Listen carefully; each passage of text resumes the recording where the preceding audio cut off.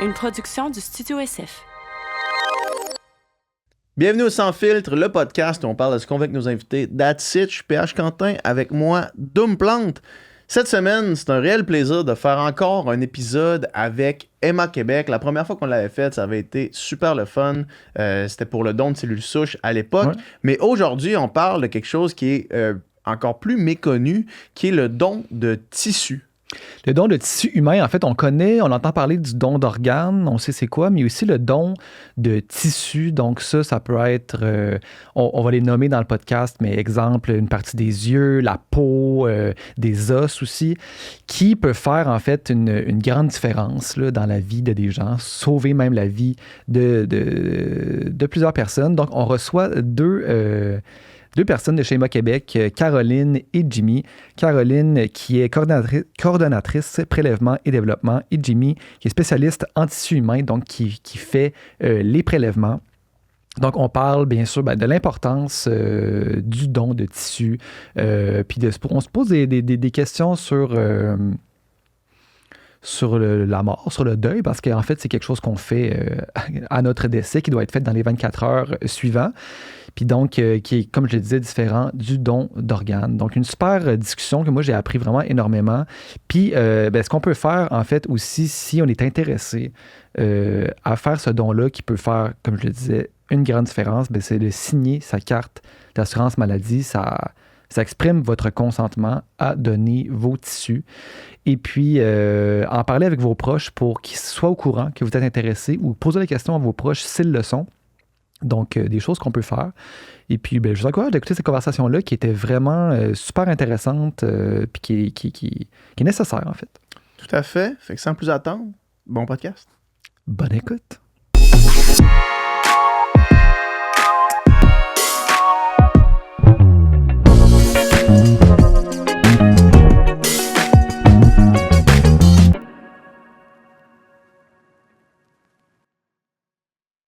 Très apprécié. Ça fait plaisir. Merci pour l'invitation. On va vous avoir introduit dans l'introduction, comme il se doit en introduction, mais juste pour l'entendre de votre bouche, pour qu'on commence la discussion, j'aimerais juste savoir un peu une présentation. Qui êtes-vous et qu'est-ce que vous faites globalement dans vos vies en ce moment?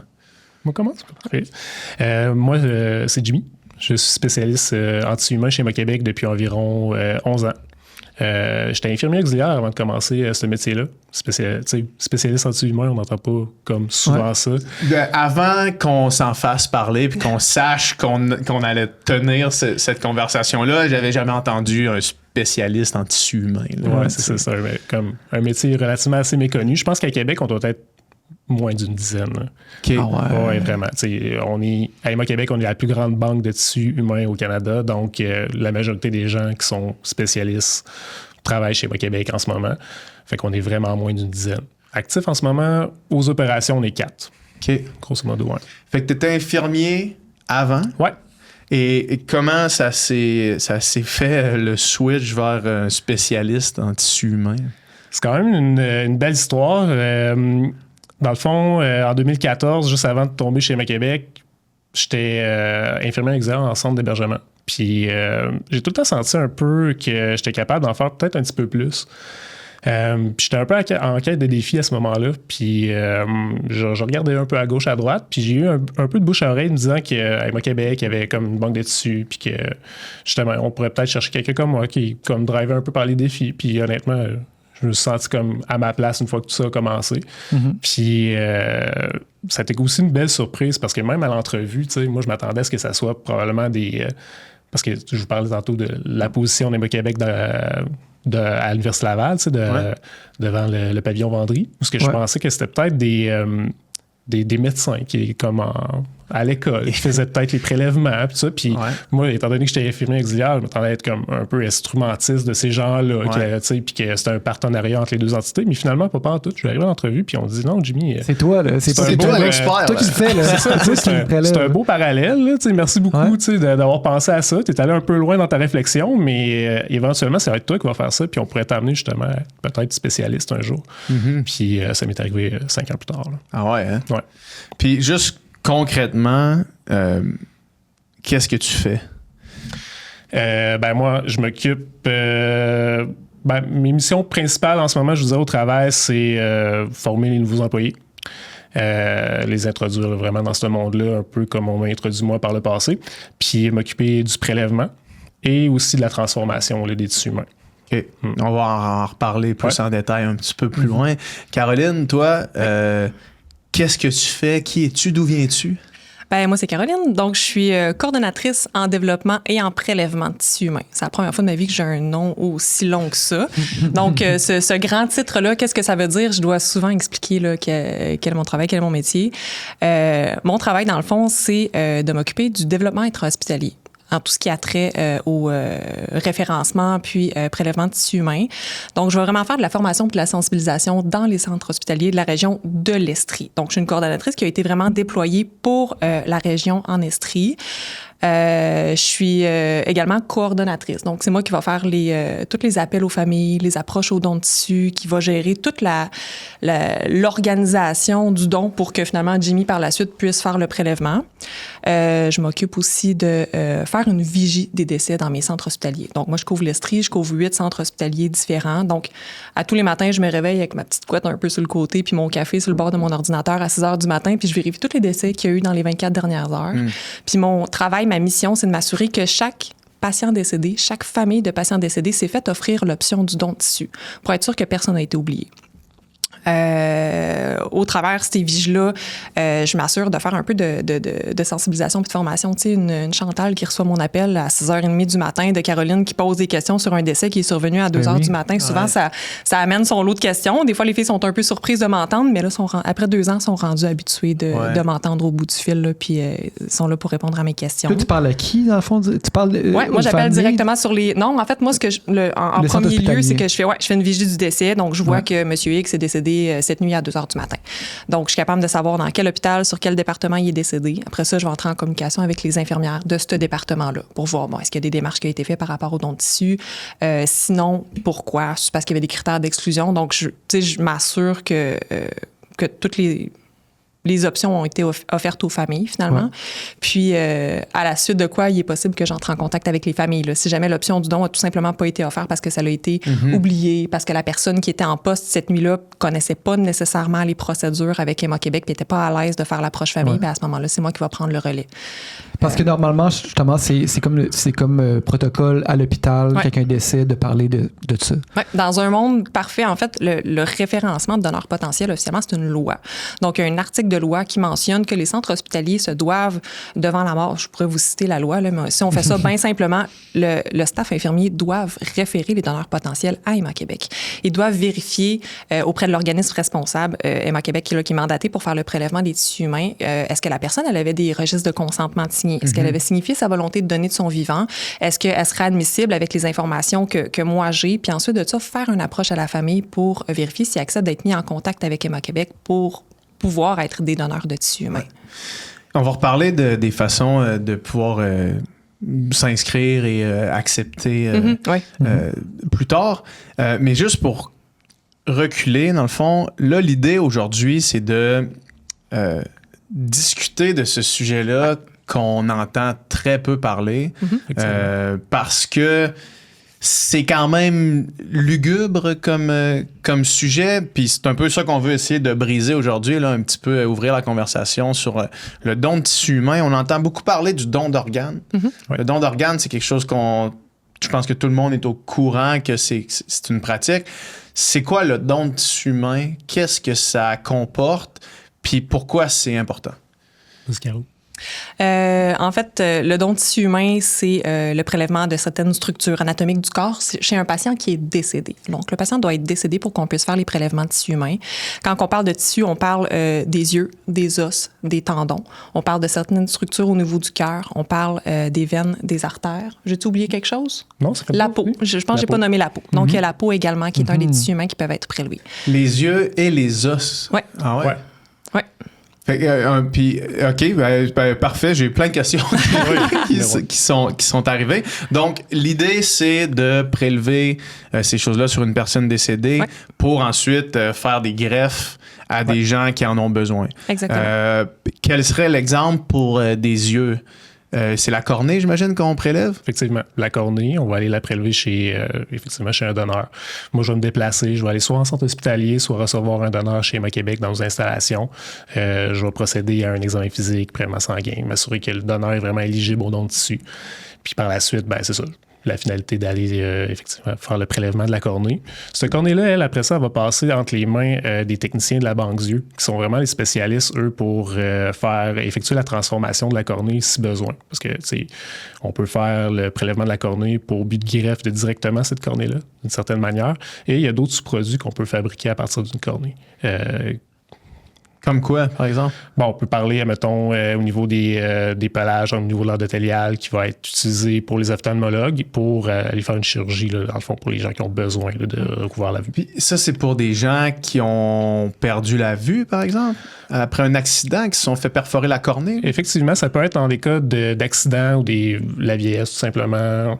Mais les cas concrets qui peut venir vraiment à notre image, c'est vraiment quelqu'un qui a eu un accident, qui a quelque chose qui est allé vraiment affecter sa cornée et la greffe de la cornée pourrait venir justement là, lui sauver la vue d'une certaine manière. Moi, ma soeur est ophtalmologiste, puis je suis déjà allé la voir. Elle fait des opérations pour... quelqu'un qui veut arrêter de porter des lunettes, par exemple, là, je sais pas exactement comment ça s'appelle. Les chirurgies correctives au laser. Ouais, c'est ça, au laser, ouais, exact. Puis c'est tellement minutieux, là, tu sais, c'est mini, c'est tellement fragile. Comment ça se passe, mettons, puis là, on va pas parler de chaque tissu, là, mais juste par curiosité, comment ça se passe, juste retirer une cornée, puis après ça, qui la remet comme... C'est les ophtalmologistes qui la remettent d'une spécialité d'ophtalmo? D'une certaine manière, oui, parce que, tu sais, comme je te disais tantôt, il va y avoir des sous-produits qui peuvent être fabriqués à partir de cette cornée-là, dont aussi peut-être un bouchon quand on parle des gens qui ont des accidents. Mais moi, au niveau du prélèvement, c'est sûr que c'est une technique qui est assez minutieuse. J'utilise des petits instruments, je retire la conjonctive, je vais venir comme avec un trépas venir faire un marquage, je vais aller retirer ça encore une fois avec une paire de ciseaux qui est vraiment faite pour ça. Puis la minutie est vraiment importante à ce niveau-là. Puis c'est un travail d'équipe. Tu parlais de ta sœur qui est ophtalmologue, tout ça, mais moi je travaille en équipe avec les gens qui sont à la banque d'yeux. La finalité de leur travail dépend du mien d'une certaine manière. Plus je vais faire un prélèvement de manière minutieuse, plus que je vais être capable de mettre la cornée dans des meilleurs délais suivant le décès en solution de tissol, puis la transmettre à leur côté. Quand ils vont faire leur évaluation, puis pour pouvoir faire le travail, ils vont être capables de dire, là, Jimmy, mettons, exemple, son prélèvement, il était adéquat. Cependant, il y a peut-être... des petits stress lines qu'on appelle là, dans notre jargon qui va faire en sorte qu'on ne pourra peut-être pas nécessairement obtenir certains produits, mais on est capable de qualifier cette cornée-là en d'autres choses qui vont être utiles pour un receveur. Fait que la qualité du prélèvement, la précision doit être extrême, là, j'imagine, parce que dès qu'un prélèvement, dès qu'un échantillon est endommagé, j'imagine, il est vraiment plus dur à être utilisé. Là. Effectivement. C'est sûr que mon travail rentre en ligne de mire vraiment beaucoup à ce niveau-là, mais il y a aussi, parfois, il y a la condition d'essai, il y a le délai entre le décès et le moment que moi j'arrive, qui a un impact là, sur la qualité de la cornée. Des fois aussi, l'âge du donneur qui peut aussi avoir un impact. Là, on s'attarde à la cornée, mais de ce que je voyais, il y avait certains tissus qui pouvaient être conservés vraiment longtemps, mais d'autres comme la cornée qu'il fallait que ce soit un transfert rapide. Est-ce que je me trompe? En 14 jours. Oui, c'est ça, ton information est bonne. En fait, la cornée, on a 14 jours à partir du moment où c'est prélevé pour pouvoir la greffer. Donc, on a toujours besoin d'avoir un espèce de roulement au niveau de nos prélèvements en cornée. Pour ce qui est des autres types de tissus, un coup que c'est traité, on peut les conserver pendant 5 ans là, à très, très basse température. Fait que c'est vraiment juste la cornée pour la... Dans son sous-sol. Ça dépend des tissus. Ça dépend des produits. Ouais. Nous, ce qu'on veut, c'est vraiment le produit qui est bon que 14 jours, puis qu'on va essayer de fournir dans les meilleurs délais là, pour les chirurgiens ophtalmologues pour qu'ils puissent aller la greffer. Il y a d'autres types de produits qui sont faits à partir de la cornée qui vont être placés en éthanol, puis ceux-là vont être conservés vraiment longtemps. Là, c'est 1 an. Ouais. OK. Puis... vous parlez de produits là, depuis tantôt. Ça fait spécial, hein, dire ça. Oui, c'est ça. Il n'y a pas comme une... il n'y aurait pas comme un travail peut-être de terminologie pour essayer de je sais pas, d'humaniser un petit peu ça. C'est important de garder ça comme un peu de déshumaniser les tissus. Je sais pas si je pose bien ma question, puis c'est pas vraiment une question en fait, c'est juste que ça fait spécial à recevoir produit, ça fait bizarre pour moi qui, mettons, je sais pas, pense à ma grand-mère qui est décédée, puis d'imaginer que ces tissus deviennent des produits. Mais j'imagine que c'est dans votre langage, puis je comprends bien. C'est certain. C'est parce que là, on parle au niveau de la finalité. Si on y va à partir du moment du prélèvement, effectivement, on ne parlera pas nécessairement de produits à ce moment-là. Le but de notre travail, c'est d'aller effectuer le prélèvement des greffons, comme on a dit tantôt, le cornée, le cœur, la peau, les tendons, les os.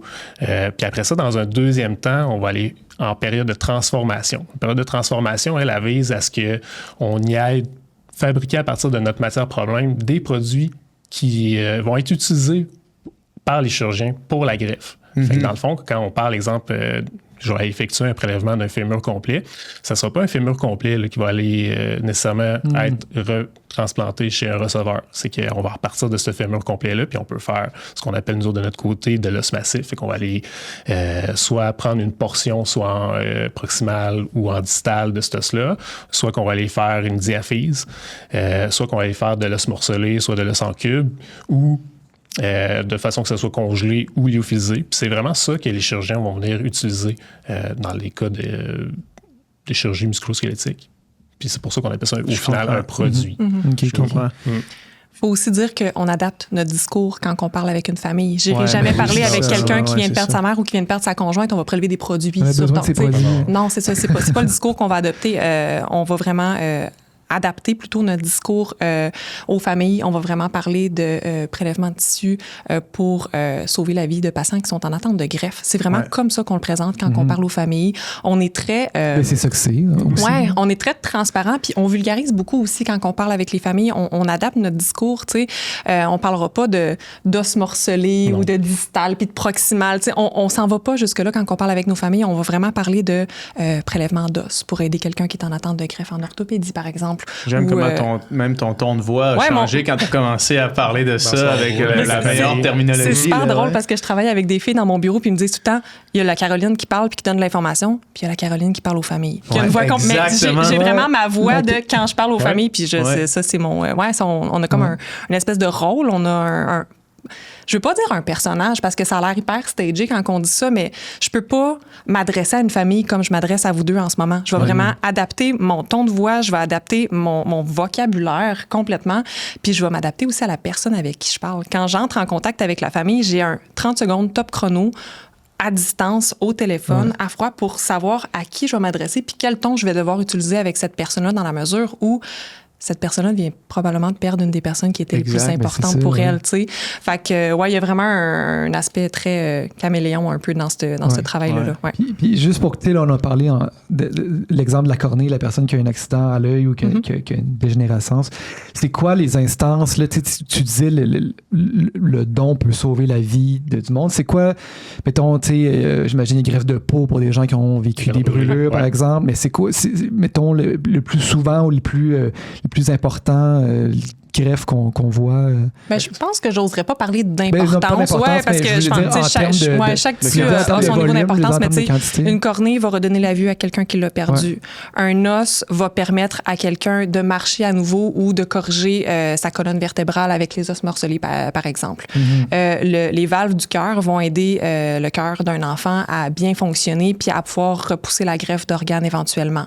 Les veines, les artères vont nous permettre de faire une reconstruction au niveau de l'aorte thoracique, par exemple, puis littéralement lui sauver la vie. La peau va servir de pansement biologique, va aider à débuter le processus de guérison du corps chez quelqu'un qui a 80% de son corps qui est brûlé, par exemple. Fait que, chaque don a vraiment une importance significative. On va parler beaucoup d'amélioration de la qualité de vie, mais il y a certains types de tissus pour lesquels on va dire que ça va sauver la vie, puis c'est le cas, entre autres, de la peau pour les grands brûlés, puis des valves cardiaques également là, pour les produits cardiovasculaires, là, on parle vraiment de sauver une vie. Là.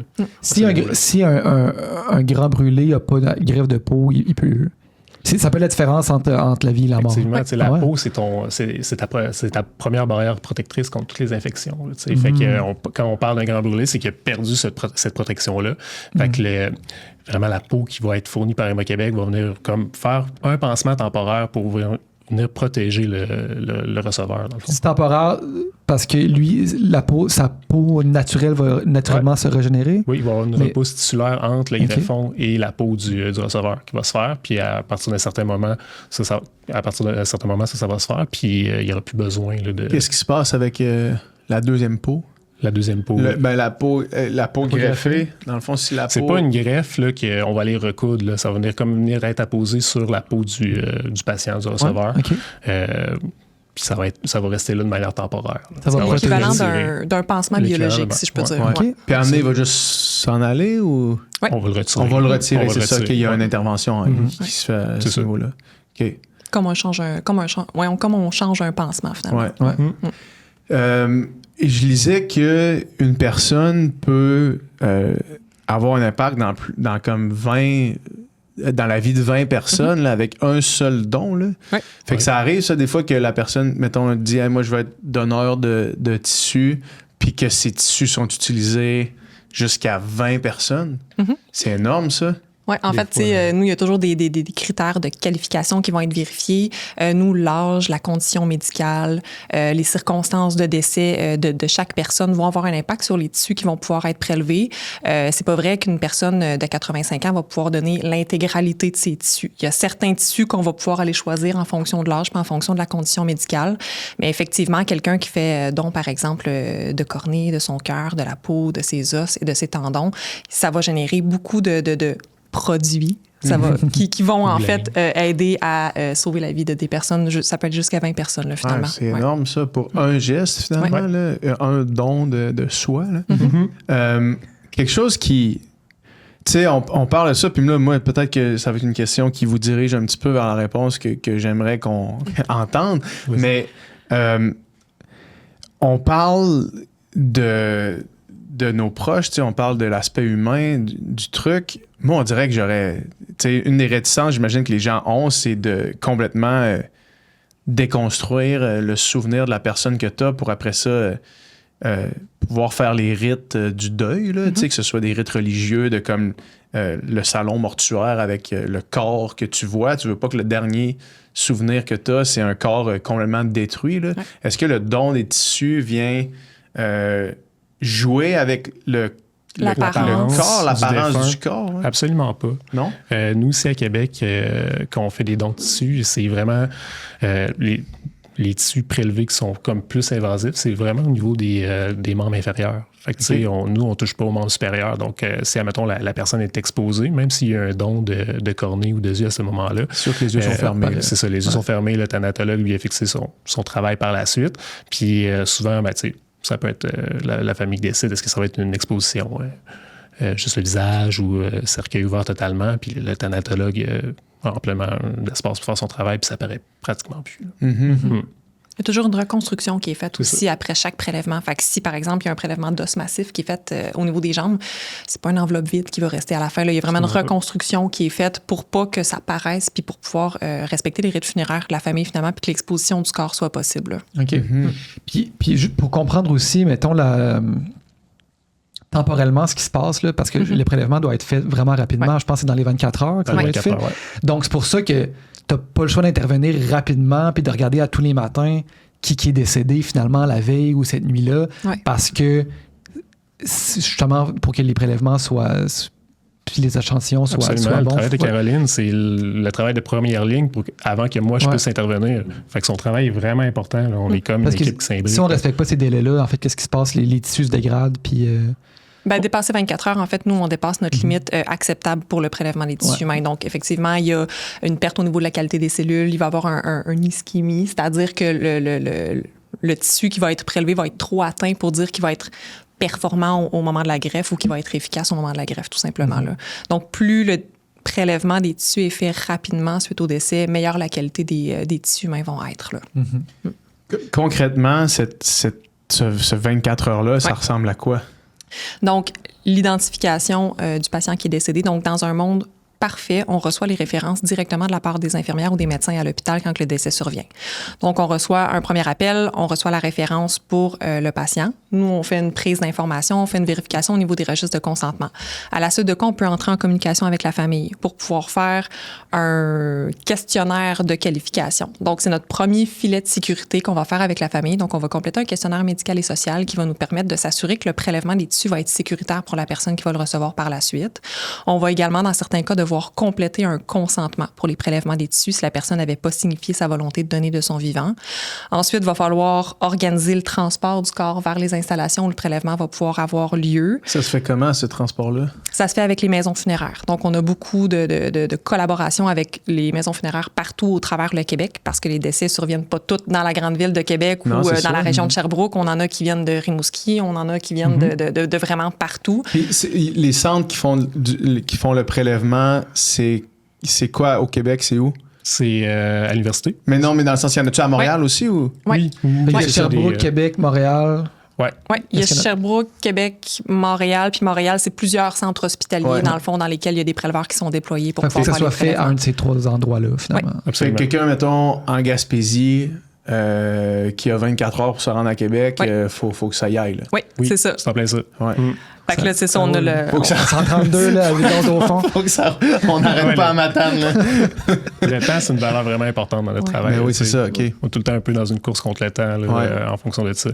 Puis pour ajouter à Caroline, dans le fond, les dons d'être circulaires, effectivement, se font à Sherbrooke, Trois-Rivières, à la région de Montréal, mais le tissu humain, quand on parle du reste, là, le cœur, la peau, les tendons, les os, ça, c'est vraiment fait à Québec, OK. à l'université.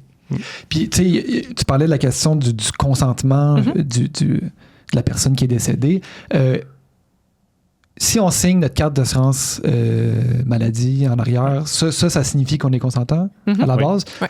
Puis après ça, si la personne a signifié verbalement à ses proches tout ça qui était consentant, est-ce qu'on considère que c'est un consentement valide? Oui. Puis, donc après ça, toi, souvent, tu vas entrer justement en jeu quand la personne n'avait pas signé sa carte puis que c'était pas clair et ce qu'il voulait pas. C'est-tu là un peu que dans ces situations un peu plus délicates là, où est-ce que là, tu dois un peu parler avec la famille, puis... Oui, mais il existe des zones grises, finalement. Donc, on ne connaissait pas les volontés de la personne décédée. Donc, on peut, signer notre carte d'assurance maladie. On peut parler à notre famille puis mentionner nos volontés de notre vivant. On peut également signifier notre volonté donnée au niveau de notre testament. Donc, nous, on a accès à la Régie de la Chambre des notaires du Québec. On est capable d'aller consulter ces consentements-là. Puis on est, tu sais, quand on fait notre signature en arrière de notre carte d'assurance maladie, on peut aussi s'inscrire à un registre informatisé, finalement, qui est le registre de la RAMQ du Québec. Donc, ça, c'est toutes les façons de signifier sa volonté de donner. La signature sur ta carte d'assurance maladie, est-ce que c'est automatique que c'est considéré comme une acceptation de faire un don? C'est une forme de consentement. C'est genre, de signifier ta volonté de donner. Le monde qui écoute en ce moment, là, qui nous entend parler, qui trouve que c'est intéressant, vous avez juste besoin de prendre votre carte d'assurance maladie, la tourner de bord puis signer votre nom dessus. That's it. C'est réglé. Ça, c'est la chose la plus simple à faire, là, j'imagine. Oui. Ça rend votre travail vraiment plus simple, en fait, parce que justement, il n'y a pas cette zone grise-là à essayer de valider. Parce que toi, dans le fond, tu viens, ta job, c'est de venir quand on ne sait pas trop, finalement, puis de parler avec les familles. Là où je mettrais un bémol, peut-être, c'est que tu as dit les gens ont juste besoin de signer leur carte d'assurance maladie, puis that's it. Non. Pas that's it. Okay. Ce qui est important, c'est de signer notre carte d'assurance maladie et d'en parler avec nos familles et nos proches. Parce que nous, au moment où le décès va survenir, c'est pas avec la personne qui a posé sa signature en arrière de sa carte d'assurance maladie qu'on va parler, ça va être avec sa famille puis ses proches. Puis si eux, on fait juste leur dire, il avait signé sa carte d'assurance maladie. OK, j'étais pas au courant. Puis là, ils sont comme pas prêts à recevoir cette information-là versus, oui, j'ai déjà eu la conversation avec lui, puis c'est clair, je connais ses volontés par rapport aux dons de tissus humains. Donc, oui, let's go, on va de l'avant, puis on fait le prélèvement des tissus. Là, si la famille, eux, ont, pour X ou Y raison, une réticence, mais la carte était signée, là, j'imagine que ça crée une autre zone grise. En fait, on va ouvrir la conversation tout simplement avec la famille. Donc, moi, mon travail, justement, quand j'embarque dans cette fameuse zone grise-là, qu'on n'a pas de trace au niveau des volontés, je vais faire ce qu'on appelle un cold call. Donc, je vais arriver avec ma douce voix. Je vais appeler les familles. Puis là, ils sont en train d'écouter, tout le monde en parle, puis ils se font appeler peut-être pas dimanche soir, finalement. Techniquement, tu n'écoutes pas tout le monde en parle si tu viens de perdre quelqu'un dans les dernières heures. C'est ça. Fait qu'on se met vraiment dans la situation où quelqu'un a perdu un de ses proches dans les dernières heures. Puis là, ils reçoivent un appel d'une Caroline. Ah Qui se ouais, présente au bout du téléphone. C'est du stock. Oui, c'est ça. Fait que je me présente, je dis qui je suis, je leur dis c'est quoi mon travail, je leur dis que je les appelle suite au décès de leurs proches, puis je leur offre l'option du don. Je fais comme si je vous appelle, c'est parce que l'option du don ne vous a pas été proposée par l'hôpital, puis c'est un droit que vous avez de vous faire proposer cette option-là. Donc, voici ce que sont les dons de tissus, ce que ça implique comme procédure que vous allez avoir à faire avec Emma Québec. Nous, on prend en charge tout l'aspect organisation et tout. Donc, moi, ça va vraiment être un moment pour donner de l'information à la famille pour qu'ils puissent prendre une décision éclairée, qu'ils aient accès à tout ce qu'ils ont besoin de savoir, à tout ce qui va se passer dans les prochaines heures, dans les prochains jours pour que le prélèvement des tissus puisse avoir lieu. Puis là, ça va être à eux de trancher finalement, à savoir s'ils acceptent ou non, parce que si on n'a pas la collaboration de la famille, on n'a pas la possibilité de faire le prélèvement de tissus humains. Mais règle générale, quand les gens connaissent les volontés de leurs proches, quand ils savent que signifie leur volonté de donner de leur vivant, la plupart des familles vont aller dans le même sens que leurs proches. Là. Ça prend des capacités d'empathie, puis parce qu'à chaque jour, finalement, tu as au bout du fil quelqu'un qui vit un deuil, qui est dans le pire moment. Puis, tu sais, quand quelqu'un vit un deuil, ce qu'on voudrait faire, c'est lui donner du temps pour le vivre, puis pour, entre guillemets, processer ce qui se passe, puis les différentes étapes. Sauf que là, dans le cas ici, on n'a pas le luxe de ce temps-là. Fait que j'imagine que du point de vue, des fois, puis on n'a pas le choix, mais tu sais, j'imagine que du point de vue, des fois, de la famille, c'est comme... c'est comme rapide. On parle déjà de tout ça. J'ai même pas eu le temps de réaliser que mon père, ma mère, ma femme, mon mari est décédé. Puis là, on me parle de ça. Mais en même temps, on n'a pas le choix, puis c'est tellement important. Fait que j'imagine que, justement, chapeau, en fait, de tenir ces conversations-là avec ces gens-là, puis de le faire d'une manière humaine. Je ne serais pas... humainement capable de faire ce travail-là. Là. Je suis pas assez bon avec les gens, j'imagine. Mais justement, on parlait de ça. Caro, les gens à qui tu parles, les gens, la famille justement du donneur, souvent, est-ce qu'ils ressentent une forme de réconfort à suivre un décès? Ben, j'ai vraiment une belle anecdote par rapport à ça. J'ai, au tout début de mon mandat, là, il y a 2 ans, quand j'ai commencé à travailler en Estrie, le référencement de tissus humains était déjà très, très bien établi dans mes grands centres hospitaliers. Peut-être un petit peu moins dans mes petits hôpitaux de la région. Fait que quand je faisais mes vigies, ça arrivait souvent que je voyais des décès, puis que, bon, je les identifiais, j'appelais sur le département. Non, on n'a pas fait l'approche parce qu'on ne sait pas comment faire, on n'est pas à l'aise avec ça. Et j'identifie une dame qui est décédée. Puis elle a signifié sa volonté de donner très clairement. Là. Son testament était signé, son registre de l'assurance maladie également était signé. Donc, on voyait très bien ses volontés par rapport à ça. Et là, c'est quelqu'un qui n'a pas de conjoint, pas d'enfant. La seule personne qui était sa répondante légale, c'était sa nièce. Donc, moi, tout ce que j'ai comme information à ce moment-là, c'est que cette personne-là, elle est décédée la veille. Sa nièce était à son chevet au moment du décès. J'ai un nom et un numéro de téléphone. C'est tout ce que j'ai comme information. Fait que là, je fais le fameux cold call. Donc, j'appelle la jeune dame le lendemain matin. Donc, je me présente, je lui explique la raison de mon appel. Et s'ensuit un long et interminable silence. Là, je dis, est-ce que ça va? Vous êtes toujours là? Là, j'entends le petit nez qui renifle. Puis elle dit, si vous saviez à quel point je suis contente de recevoir votre appel. Elle dit, ma tante m'en a parlé la veille de son décès. Elle dit, on se dirigeait vers des soins palliatifs continus. On savait qu'elle allait tomber plus endormie un petit peu vers ses dernières heures de vie. Puis elle m'a dit, si tu savais à quel point j'aurais aimé ça, pouvoir améliorer la qualité de vie de quelqu'un, pouvoir donner un petit quelque chose, tu sais, pour comme laisser un petit bout de moi en héritage suite à mon décès. J'ai tellement été malade toute ma vie. J'aurais tellement aimé pouvoir offrir ça. Puis, il s'attendait un peu à ce que la question vienne du personnel soignant. Il s'attendait à ce que le médecin ou l'infirmière pose la question. Puis elle s'est dit, comme on s'est pas fait poser la question, on pensait qu'elle était trop malade puis qu'elle pouvait pas donner.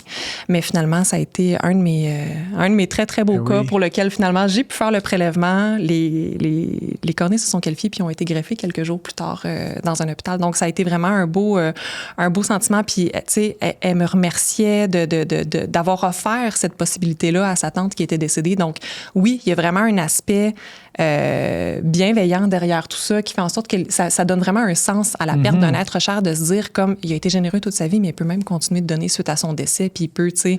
Ouais, puis dès quelque chose de triste et négatif sort, tu sais, je veux dire, ça aide quelqu'un, ça amène du positif, ça améliore ou sauve la vie de quelqu'un. Fait que, j'imagine que ça peut permettre aussi de comme faire partie du processus de deuil aussi. Sur cet événement-là, un événement qui est vraiment dramatique. Probablement le pire moment de leur vie à ce moment-là, la perte d'un être cher. Puis moi, les gens qui... j'ai toujours eu une admiration profonde pour les gens qui embarquent dans ce processus-là. Tu sais, qui, justement, dans le pire moment, vont recevoir l'appel de Caroline, répondre aux questions, prendre le temps de s'arrêter, puis faire ce geste altruiste-là de répondre aux questions. Puis à mes yeux, moi qui est comme celui qui va faire son travail, à mes yeux, c'est eux les héros. C'est vraiment eux les héros de cette histoire-là. Les gens qui ont signé leur carte, qui ont fait savoir leur volonté, puis les gens qui prennent le temps dans ce moment-là. C'est l'ultime don de soi, là, tu sais, au final. Puis j'imagine qu'un des enjeux principaux, c'est le manque de connaissances ou le manque d'éducation par rapport à ça. C'est la raison pourquoi on est ici aujourd'hui à parler de ça. Parce que je suis sûr qu'il y a plein de monde qui, justement, pour toutes ces raisons-là, de sauver d'autres gens, améliorer la qualité de vie d'autres gens, je suis sûr qu'il y a plein de monde qui seraient d'accord de faire un don de tissu. Mais quelles sont les raisons pourquoi quelqu'un ne veut pas? Tu sais, parce qu'il y a le la non-acceptation de le faire de par oubli ou manque de connaissance ou juste que ça donne pas, t'en parles pas, puis ça fait que t'as pas consenti. Mais quelles sont les raisons pourquoi quelqu'un refuserait catégoriquement, mettons? Puis moi, personnellement, évidemment, c'est pas mon cas. Je pourrais pas comprendre pourquoi je refuserais de faire ça, mettons, mais quels sont les obstacles et les raisons pourquoi les gens activement refuseraient le don de tissu? Bien, je pense qu'il y a plein de raisons pour lesquelles les gens peuvent ne pas vouloir faire un don de tissu. Des fois, c'est tout simplement des croyances, des valeurs qui font en sorte que moi, je veux pas que mon corps soit atteint, j'ai souffert toute ma vie, laissez-moi tranquille après mon décès, laissez-moi me reposer. Ça, je l'ai entendu souvent. Il y en a qui n'envisagent tout simplement pas du tout le don de tissu humain parce que c'est quelque chose qui les rejoint pas. Mais j'ai l'impression qu'il y a beaucoup de gens qui vont refuser le don de tissu humain par manque d'informations. Ouais. Les gens ne savent pas ce que c'est, ne savent pas ce que ça implique, puis savent pas le bien que ça peut faire. Fait que souvent, très, très rapidement, quand les gens vont refuser le don de tissu humain, moi, je vais demander pourquoi. Pas parce que tu as besoin de justifier pourquoi tu es en train de refuser. Tu as tous les droits du monde de refuser de faire ce geste-là, puis moi, je vais toujours respecter ça.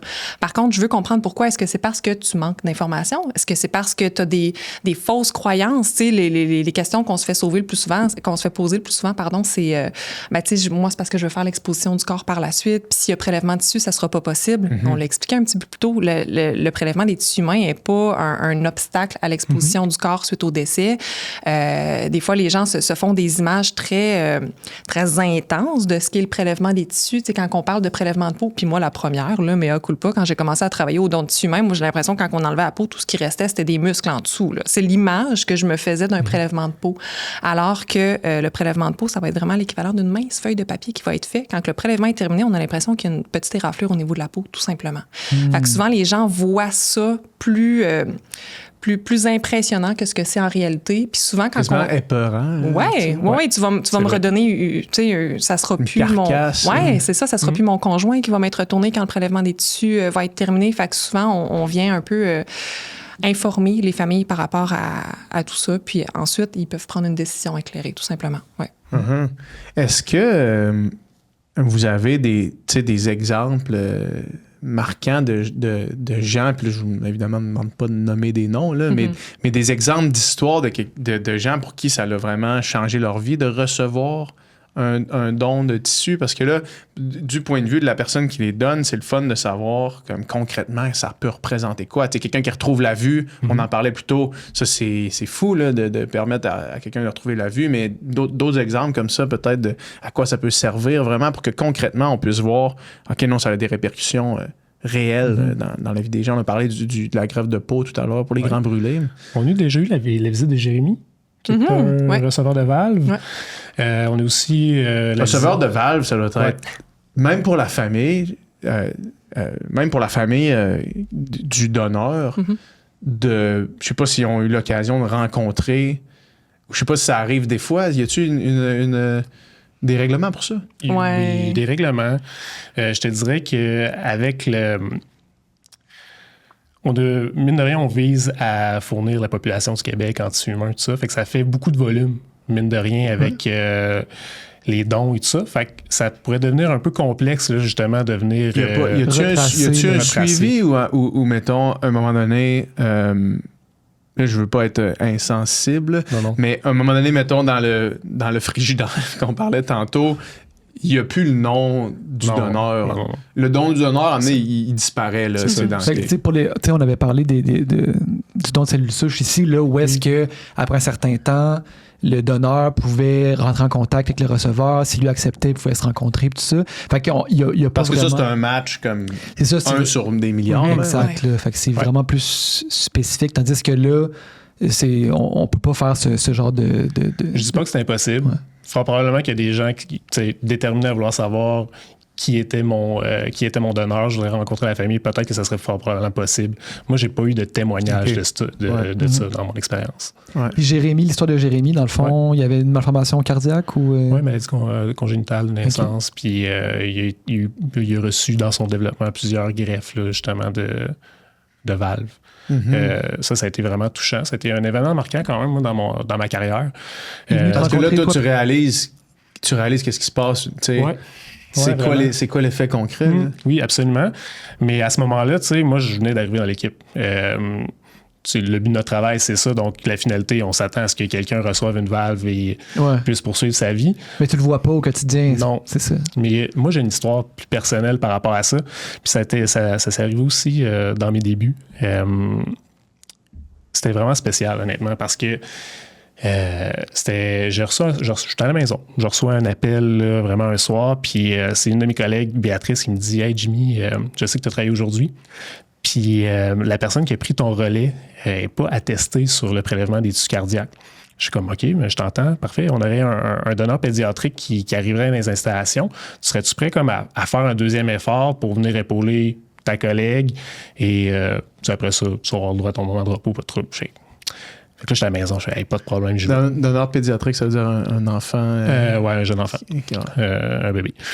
Et fait que là, c'est ça. Fait que je m'en vais au travail, on fait le prélèvement, tout ça. Ça se passe super bien, j'épaule ma collègue. Puis la deuxième portion de cette histoire-là se passe vraiment des mois plus tard. Je reviens de vacances et il y a comme un bon hype au travail par rapport à une distribution de valves. Il y avait un chirurgien qui a fait appel à Héma-Québec parce que dans notre banque, il y avait un calibre de valve qui avait vraiment besoin pour sauver la vie de son patient.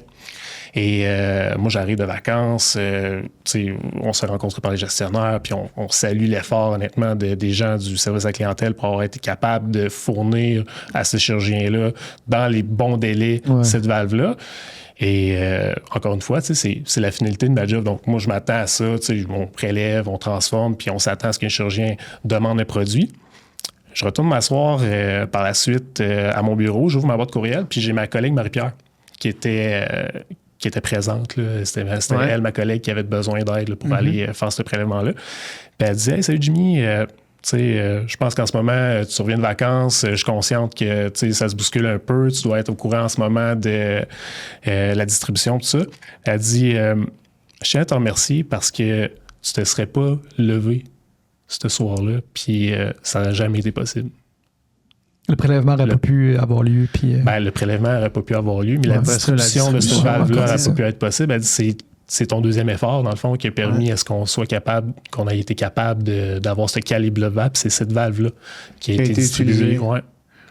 Cette journée-là que tu avais fini ton chiffre, de réaliser que chaque fois que tu fais une action, ça a un impact, direct sur la vie de quelqu'un, carrément. Ça doit être gratifiant quand même quand absolument. Ce qui était un peu à cette époque-là, moi je venais d'arriver, c'était un travail un peu nébuleux. J'étais encore dans la quête de comprendre toutes les facettes de mon travail. C'est devenu à ce moment-là ma vocation. Oui. C'est ça, parce que là, tout d'un coup, le côté technique de faire bien le prélèvement, puis de tout faire en l'ordre, là, tout d'un coup, c'est connecté à des vraies vies. Puis il y a le défi de la job en soi, mais il y a le sens là, derrière tout ça.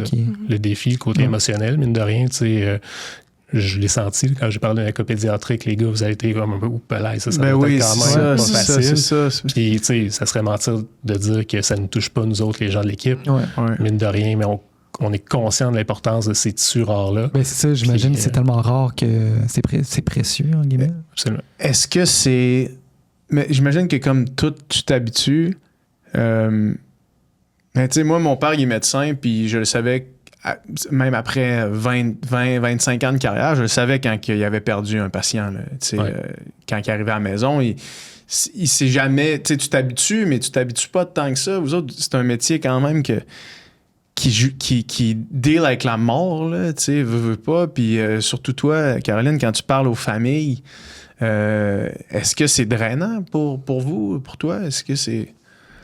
Ben, c'est... Tu sais, des fois, tu finis toute ta journée. Oui. Non, des fois, je raccroche le téléphone, je suis complètement brûlée. On dirait que je viens de courir un demi-marathon, puis ça a été, tu sais, émotionnellement vraiment difficile. Puis on se doit, quand on parle avec les familles, d'être solide. On peut pas craquer quand on parle avec... C'est pas à nous de se mettre à pleurer au bout du fil. Fait que, il faut avoir une certaine solidité. Il faut se créer une espèce de barrière, de protection, si je peux dire, en gardant notre humanité quand on échange avec les familles. Fait que ça...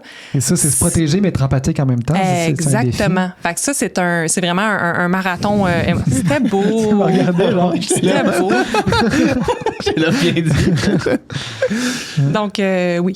On se crée des mécanismes de protection. Je dirais que ma première année, émotionnellement, je l'ai trouvée plus difficile.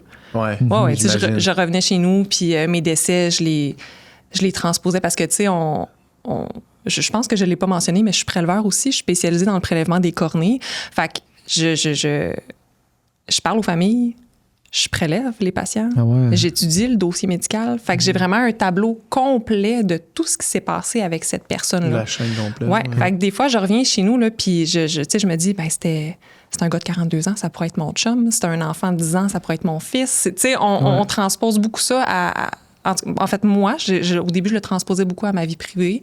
Puis, j'ai arrêté de faire ça. J'ai été capable de me créer une espèce de détachement dans mon travail pour me protéger, pour préserver ma santé mentale, finalement.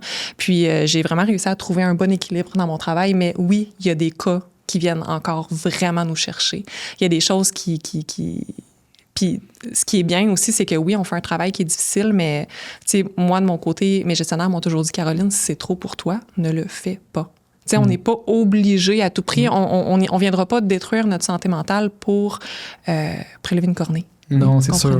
Mais quand tu comprends l'importance, j'imagine c'est dur après ça de décider de ne pas le faire. Parce que justement, tu vois à chaque jour la différence que ça fait dans les vies des gens. Oui, puis tu sais, j'ai déjà fait de l'overtime parce que je voulais absolument faire un prélèvement. Ça, je l'ai déjà fait. On parle beaucoup de patients qui sont déjà décédés, mais il y a aussi les demandeurs d'aide médicale à mourir. Donc, les gens qui demandent à recevoir l'aide médicale à mourir peuvent faire les démarches avec Héma-Québec en amont avant que le décès survienne. Fait que moi, je les aime beaucoup, ces patients-là. En fait, j'aime beaucoup faire les démarches pré-don avec les personnes qui sont des demandeurs d'aide médicale à mourir. Je jase avec Jacques, qui va recevoir son aide médicale à mourir dans 3 jours. Puis je fais les démarches avec lui. Puis là, je sais qu'il va décéder dans tel hôpital à telle heure, qui est dans ma région. Fait que c'est moi qui vais le prélever. S'il décède à 15 heures puis que mon chiffre finit à 16 heures, là, c'est sûr que je vais rester pour faire le prélèvement de Jacques. Tu sais. Fait que ça, c'est Jacques est un nom fictif, soit dit en passant. Là. Mais oui, on a une certaine implication, je pense, mais ça reste quand même bienveillant puis positif quand même, malgré tout. Là. Qu'est-ce qui peut rendre quelqu'un non éligible à faire un don de tissu? Il y a plusieurs critères médicaux qui pourraient amener un donneur à pas être éligible. Le plus concret, je pourrais dire, c'est une infection systémique. Quelqu'un qui est à l'hôpital, qui a été hospitalisé pour X raisons et qui a été intubé, tout ça, qui a développé une pneumonie virale et qui finalement, c'est une pneumonie qui a été diagnostiquée comme étant multi-organiques. Fait que dans ces moments-là, effectivement, on pourrait comme rendre non éligible un donneur là, dans ces cas-là. Je pense qu'à partir de 85 ans, ça se peut-tu? Oui, il y a les critères d'exclusion de base là, que le personnel en centre hospitalier ont. Eux, ils doivent se fier à ces critères-là pour déterminer si le patient est éligible ou non. Donc, il faut être âgé de moins de 86 ans. Il faut ne pas avoir le VIH, l'hépatite B ou l'hépatite C. Ne pas avoir d'infection systémique active non traitée. Une démence d'étiologie inconnue, Alzheimer, Parkinson vont être des critères d'exclusion aussi. Pour tous les dons? Pour les dons de tissus humains. Ouais. Quel serait le raisonnement, mettons, pour le Parkinson sur le tibia? Là? En fait, les symptômes du Parkinson sont similaires à ceux de la Creutzfeldt-Jakob, communément appelée la maladie de la vache folle. Donc, de par la similitude au niveau des symptômes physiques, nous, on ne prend pas de chance et on exclut ces patients-là. Pas que l'Alzheimer est un critère d'exclusion, c'est juste que ça se rapproche trop d'un diagnostic connexe qui, lui, serait un critère d'exclusion. Quelqu'un qui est atteint de la Creutzfeldt-Jakob, par exemple, ne pourrait pas être un donneur de tissu humain. Donc, de par le fait que les critères se ressemblent trop, on exclut. Puis, est-ce qu'il y a tu sais, tantôt, tu parlais du type de valve qui était nécessaire pour la greffe. Quand on parlait des cellules souches, il y a vraiment un match très précis qui est basé sur l'ADN, le code d'ADN. Comment ça fonctionne quand on a un produit? Qu'est-ce qui fait qu'un donateur puis un donneur puis un receveur qui sont compatibles? C'est quoi? C'est-tu de l'ADN aussi? C'est pas nécessairement de l'ADN. Je te dirais qu'en d'entrée de jeu, c'est vraiment le chirurgien qui va aller décider qu'est-ce qui est le mieux pour son patient. Le chirurgien a plusieurs options de son côté. Nous, qu'est-ce qui est mieux pour nous, c'est vraiment le don de la valve. C'est vraiment une question de calibre, de grosseur. Faut vraiment que le tissu que nous autres Quand tu parlais de calibre, c'est la grosseur. La grosseur de la valve. Puis aussi l'âge du donneur versus l'âge de la personne qui va recevoir. C'est sûr qu'un jeune receveur, on cherche à avoir une valve sensiblement dans les mêmes âges. Là, La valve, si je ne me trompe pas, de par le traitement que vous faites, elle est décellularisée, donc il n'y a plus les gènes du donneur, donc il n'y a pas de risque de rejet pour le receveur, c'est ça? Dans le don de tissu humain, il peut y avoir des risques de rejet, mais vraiment, vraiment moins que le don d'organe. Que le don d'organe, effectivement. C'est pas une exclusion, ça peut arriver, mais puis les précautions sont prises là, à ce moment-là. C'est quoi le terme décellularisé? Décellularisé. Pour vrai, je me suis trouvée bonne de ne pas l'avoir démoli en disant. Ça veut dire qu'il n'est plus, entre guillemets, vivant? Il n'y a plus l'ADN du donneur, dans le fond, dans le tissu. OK. Fait que c'est vraiment plus une question de grosseur, de type de produit versus l'ADN. L'ADN n'a rien à voir là-dedans. Exactement. Okay. Puis c'est... les dons se font à l'échelle du Québec ou ça peut être... parce que, mettons, exemple, les cellules souches, c'est le registre mondial. Ici, quand on fait un don de tissu... le tissu de la greffe peut être fait au Québec ou au Canada? Oui, la greffe peut être faite au Québec comme au Canada. J'ai pas beaucoup d'histoires vraiment que ça sortit du pays. C'est pas impossible. On a quand même une banque de tissu humain qui est disponible à tous. Donc, un chirurgien transplanteur des États-Unis pourrait... Je crois, commander sur le catalogue des tissus humains d'Emma Québec. J'ai mis ça en guillemets parce que... mais oui, il y aurait la possibilité, mais règle générale... Oui, c'est ça. Mais le mandat d'Emma Québec, c'est vraiment de distribuer des tissus humains au Québec pour les patients québécois. C'est ça notre objectif. On n'est pas fermé à faire une distribution, mais c'est pas... je pense que c'est pas la majorité des cas du tout. Puis combien, je ne sais pas si vous connaissez le chiffre exact, mais combien de prélèvements puis combien de greffes qu'on peut faire... à chaque jour, à chaque semaine, à chaque mois au Québec? L'année passée, il y a eu environ 1078 prélèvements. Je dis environ là parce que L'année passée au complet? L'année dernière, oui. Il y a eu 1078 prélèvements de tissu, c'est-à-dire quasiment 3 par jour, mettons. Oui.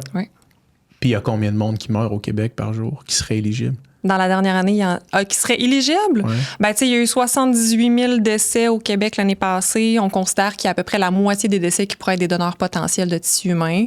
Donc, à peu près un 30 000. Fait qu'il y a eu 1000 personnes qui ont donné, puis il y aurait eu à peu près 30 000 personnes qui auraient pu être éligibles au don. Oui, mais en fait, ça serait pas possible de faire le prélèvement chez ces 30 000 patients-là.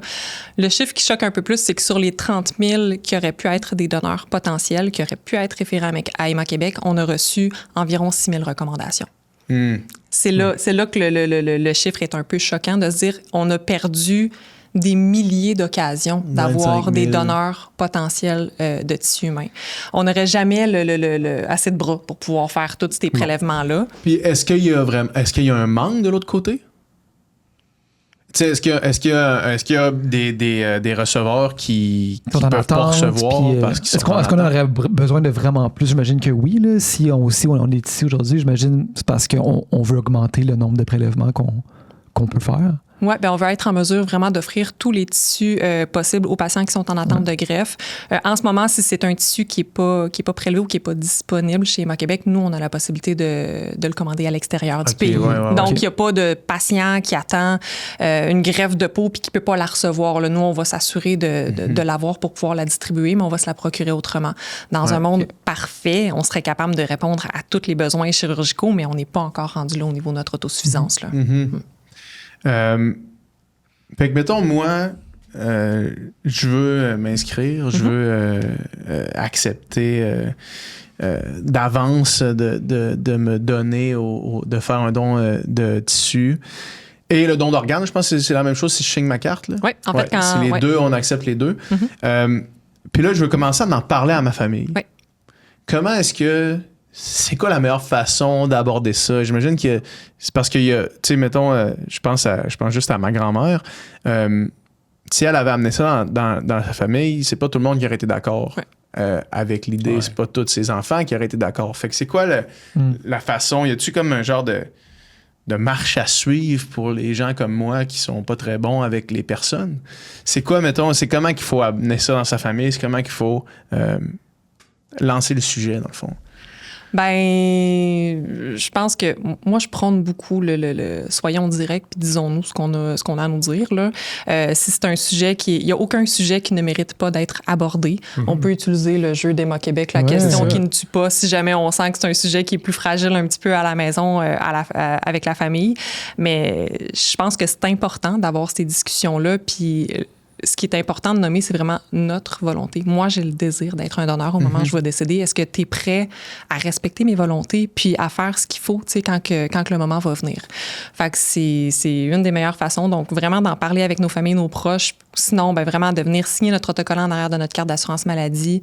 Quand on va faire notre testament avec notre notaire, de lui mentionner notre désir d'être un donneur d'organes ou de tissus au moment de notre décès, puis d'aller compléter le registre informatique au niveau de la Régie de la RAMQ du Québec aussi pour signifier notre volonté. C'est ça, parce qu'il y a une régie aussi qui est comme une double... Oui, qui est comme l'espèce de signature qu'on a en arrière de notre carte d'assurance maladie, mais qui devient informatisée. Donc, c'est géré par le site web de la RAMQ, finalement, puis nous, on a accès à ce registre informatisé-là. Mais lançons-nous, puis osons se poser la question, puis ouvrir ce sujet-là entre nous. Je pense que c'est vraiment la meilleure important. Manière de briser ce tabou-là. Ouais. C'est parce que, mine de rien, si on a une seule certitude dans la vie, c'est qu'on s'en va tous vers cette direction-là. Puis, mais on n'en parle pas de ça. On n'en parle pas parce que c'est un peu... la mort, c'est quelque chose qui est comme en parallèle de notre propre vie. T'sais, on sait que c'est ça, on sait qu'on s'en va vers là, mais on peut pas s'empêcher de vivre notre vie en fonction de cette certitude-là. Fait que, en parlant entre nous, puis comme Caro, elle a dit, il y a plein de moments, là, même si c'est pas juste d'engendrer une conversation en plein milieu du souper, de dire hey, moi papa, moi maman, j'aimerais ça, ou à ta blonde. Il y a des moments, quand vient le temps de renouveler ton permis de conduire, ta carte d'assurance maladie, il y a tout le temps l'autocollant justement qui peut suivre avec ça. Tu peux aller à l'hôpital, les voir justement, puis en ramasser, puis peut-être engendrer une discussion par la suite quand tu vas revenir de là avec tes proches. Fait que, Ce qui est bien, c'est que c'est une grande conversation qu'on n'a pas besoin d'avoir 12 fois. Ouais, on peut avoir une conversation franche par rapport à ça, puis les gens s'en souviennent quand on a cette conversation-là. Donc, un coup que c'est dit une fois, Je pense que c'est clair. Ouais.